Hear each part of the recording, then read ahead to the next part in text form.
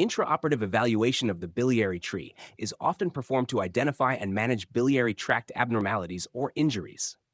Below is an enumeration of the indications, measures, and management strategies associated with this procedure. Indications for intraoperative evaluation of the biliary tree. 1.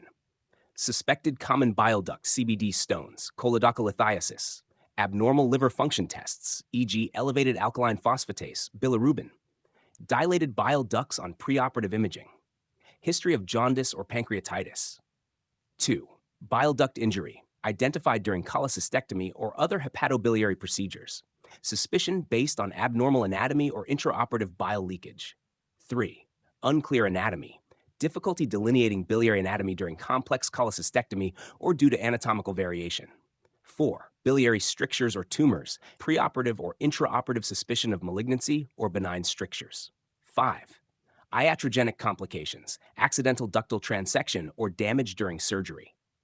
Measures for intraoperative evaluation. 1. Intraoperative cholangiography, IOC, a fluoroscopic imaging technique to visualize the biliary tree after injecting contrast dye, used to confirm anatomy, detect stones, or locate ductal injuries. 2.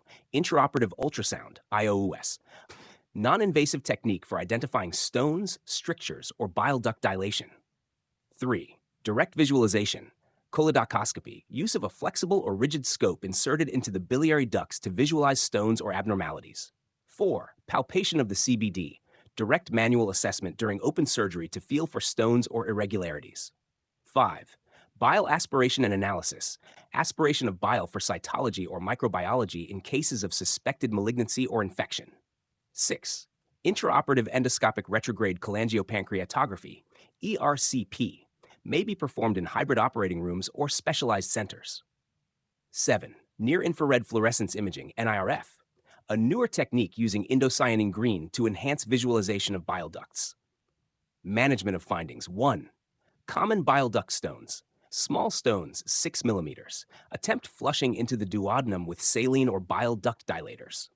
Large stones, extract via CBD exploration or postoperatively with ERCP. 2. Biliary injuries, minor injuries, repair with primary closure or T-tube placement. Major injuries, require referral to a hepatobiliary surgeon for possible Roux-en-Y hepaticojejunostomy or other reconstructive procedures. 3. Strictures or tumors, benign strictures, endoscopic or surgical dilation and stenting. Malignancy, consider resection and bypass procedures based on tumor staging. 4. Anatomic variations, modify the surgical approach to avoid injury and confirm safe pathways for dissection. 5. Unresolved issues, drain placement, place a drain for monitoring in cases of questionable ductal integrity. Deferred ERCP, plan for postoperative ERCP or MRCP for unresolved intraoperative findings. By following these guidelines, surgeons can optimize outcomes in biliary tree evaluation and minimize complications.